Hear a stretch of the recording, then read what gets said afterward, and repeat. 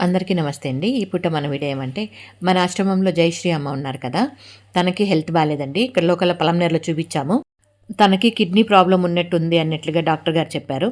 దానికని ఇక్కడైతే కుదరదు అన్నట్లుగా కుప్పం హాస్పిటల్‌కి తీసుకెళ్తున్నామండి. కుప్పం మెడికల్ హాస్పిటల్‌కి తీసుకెళ్తున్నాము. అన్ని టెస్టులు చేసిన తర్వాత తనకి కిడ్నీ ప్రాబ్లమ్ ఏముందా? లేదా ఇంకేమైనా ప్రాబ్లమ్ ఉందా? అంటే దాన్ని బట్టి ఇంక ట్రీట్మెంట్ అనేది కంటిన్యూ చేస్తారు. దానికని కుప్పంకైతే తీసుకెళ్తున్నాము. కుప్పము మాకు చాలా దూరం అండి. దానికని ఈ విధంగా కార్‌లో పంపిస్తున్నాను. లేకపోతే దగ్గరైతే ఆటోలో కూడా పంపించేయొచ్చు.